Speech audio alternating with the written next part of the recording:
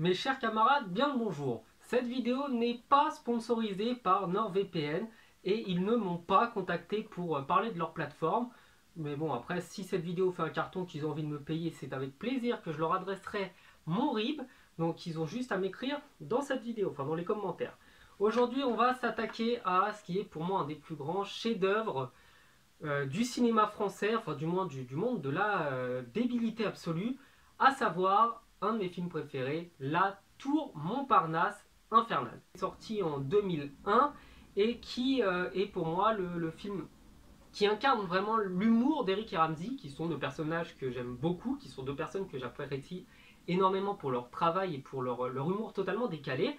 Bien entendu, le film n'a pas plu à tout le monde, parce que si vous préférez, pour résumer un petit peu la réaction des gens, il y a deux écoles. Il y a l'école des gens qui sont sérieux, qui s'attendent à un film sérieux avec un humour un petit peu idiot de temps en temps, des petites blagues, des petites vannes, mais un film qui est quand même un minimum sérieux. Et il y a la deuxième école, ceux des fans incontestables d'Eric et Ramzy qui ont kiffé le personnage d'Aimé Césaire et de Sabri Saïd dans H et qui se retrouvent avec encore plus taré, encore plus fou et avec plus de moyens parce que le cinéma permettait d'avoir plus de moyens que dans une sitcom, à avoir les aventures pendant 1h30 de deux laveurs de carreaux. Donc, autant vous dire direct, moi je suis de la deuxième école, j'ai kiffé le film, donc je vais vous en parler, je vais vous expliquer un petit peu l'histoire, mais il y a aussi beaucoup de gens qui n'ont pas aimé, justement parce que c'était trop absurde. Donc l'aventure, comme le nom l'indique, va se passer à la tour Montparnasse, la tour infernale, un petit jeu de mots, une petite blague sur ce film culte, avec la tour Montparnasse de Paris 14e, et on va suivre les aventures de deux laveurs de carreaux qui sont visiblement totalement débiles, il n'y a pas d'autre terme. On comprend au bout de 3 minutes que ça va pas être un film qui va rivaliser avec... je suis en train de mourir, pardon. Donc on comprend tout de suite que c'est pas un film qui va rivaliser avec, bon, même s'il est plus tardif, Shutter Island, des films d'enquête, des films où on va avoir le cerveau qui va se retourner, on comprend direct qu'on va avoir un humour totalement taré, puisque les deux laveurs de carreaux sont totalement fous, et tout au long du film, c'est que de la folie furieuse. Pour des raisons X ou Y, on ne sait pas, le laveur de carreaux A, donc incarné par Éric Judor, va tomber amoureux d'une certaine Marie-Joëlle, qui en fait s'appellera Stéphanie. On aura l'explication de pourquoi ces deux prénoms dans la tour de contrôle infernal. Et sauf que, pas de bol pour eux, ils vont finir un petit peu tard parce qu'ils sont complètement tarés et qu'ils ont glandé comme pas permis pour bosser. Et ils vont se retrouver, contre leur volonté, dans une prise d'otage. Une prise d'otage de Marie-Joëlle, avec des complices. Bien entendu, tout au long du film, on va avoir tout un tas de références à plein d'autres films, à plein d'autres vannes. C'est-à-dire qu'à un moment, un des personnages asiatiques va porter la même combinaison que Bruce Lee dans un de ses films. En même temps, le laveur de carreaux B, donc incarné par Ramzy, va porter la même tenue que Karim Abdul-Jabbar, qui était beaucoup trop petite. Et on va se retrouver avec des scènes équivalentes, tout le temps dans un humour complètement taré, complètement fou, complètement comme moi en fait, je dirais. Et au final, il va y avoir plein d'aventures, plein de rebondissements. Les laveurs de carreaux, alors qu'ils comprennent même pas où ils ont débarqué, vont réussir à contrecarrer les pièges et les plans des braqueurs, tout en vivant des aventures, mais totalement débiles. C'est juste débile. C'est débile, c'est voulu. Et comme le disait très bien Éric Judor, c'est un film de gogol fait pour des gogols, par des gogols. Et c'est totalement l'esprit. Au passage, on va voir des petites utilisations des effets spéciaux qui sont pour moi extraordinaires. Il y a cette parodie de Matrix où Eric va éviter les balles en partant vers l'arrière, comme ça. Enfin, bref, c'est une scène vraiment cultissime du film.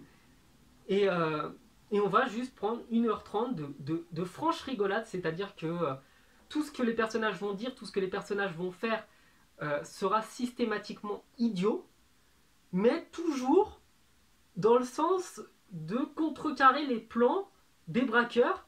Ils vont petit à petit se débarrasser de certains, tout en alertant la police en faisant exploser une bombe, en même à la fin du film, spoiler, attention, détournant l'hélicoptère des braqueurs. Enfin, je veux dire, Si on regarde le film d'un point de vue extérieur, ce sont deux laveurs de carreaux qui sont pris dans une prise d'otage, qui se retrouvent à essayer de vouloir se sortir de là, en sauvant la femme dont le héros est amoureux. Donc si ça avait été un film sérieux, ça aurait pu vraiment être son amoureuse. Et dans le même temps, ils vont se débarrasser petit à petit des braqueurs. Ils vont en assommer un, ils vont en tuer un, ils vont en faire tomber un par la fenêtre. Enfin, je veux dire, si vous regardez concrètement, le film, si on le regarde sans rentrer dedans, si on regarde juste d'un point de vue extérieur, le film, c'est un film de braquage normal. Hein. C'est-à-dire que c'est un vrai truc, c'est une histoire construite où à la fin, les héros arrivent à s'en sortir, à récupérer l'argent qui avait été volé, à détourner l'hélicoptère, à se débarrasser du grand méchant.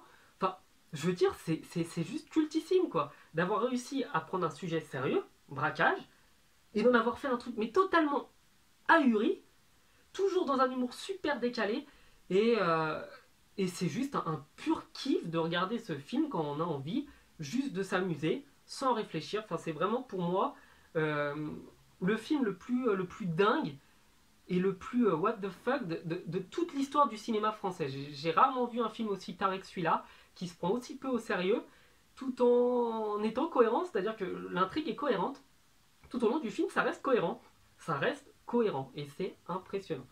Donc pour ce film, je sais pas si je peux le noter, parce que c'est totalement subjectif. Hein. Moi, de mon point de vue, je mettrais 14, c'est-à-dire que c'est vraiment un truc rigolo, c'est un truc où on s'amuse. On passe juste un moment sans trop se prendre la tête, mais comme je dois dire que ouais, c'est juste taré, je peux pas dire que c'est un grand film, mettre 17 ou 18, donc voilà, on va sur un 14, et je vais vous parler tout de suite de la suite. Donc Durandal, un des collègues critiques de YouTube, avait parlé de ce film extrêmement bien, je dois dire, il en avait extrêmement bien parlé. Je dirais simplement que c'est un film qu'on attendait, il fallait une suite à ces aventures, il fallait des explications quand même sur cette folie furieuse. Donc on a toutes les explications du film sur pourquoi nos héros sont tarés, pourquoi nos héros se retrouvent à bosser à la Tour Montparnasse, quel est le nom de famille de nos héros, pourquoi Marie-Joëlle s'appelle Marie-Joëlle, et ce qui est grandiose, c'est qu'ils ont gardé quasiment, pas tout le monde, mais une bonne partie des acteurs qui étaient dans la Tour Montparnasse infernale sont les acteurs qui incarnent les parents de ceux qui étaient impliqués dans le braquage. C'est-à-dire que celle qui jouait Marie-Joëlle, ou Stéphanie, se retrouve dans la tour de contrôle infernale avec la mère de Marie-Joëlle ou de Stéphanie. Le chef du braquage se retrouve à être dedans. Eric et Ramsey, cette fois-ci, vont avoir des noms et des prénoms, mais vont être dans le film.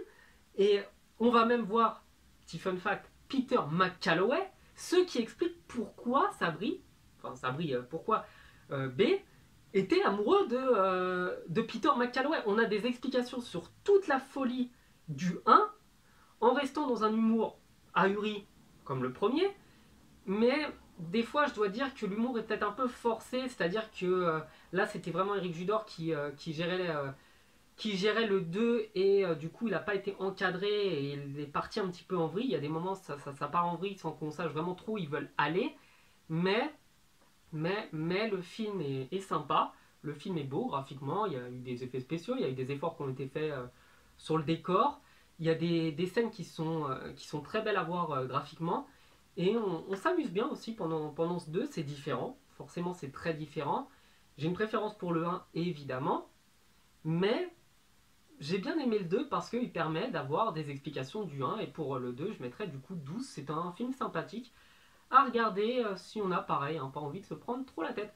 Enfin voilà, cette explication, cette critique est terminée. J'espère qu'elle vous aura plu. N'hésitez pas du coup à vous abonner comme on dit d'habitude sur YouTube, à aussi me parler sur les réseaux sociaux, hein, j'ai Snapchat et j'ai Instagram.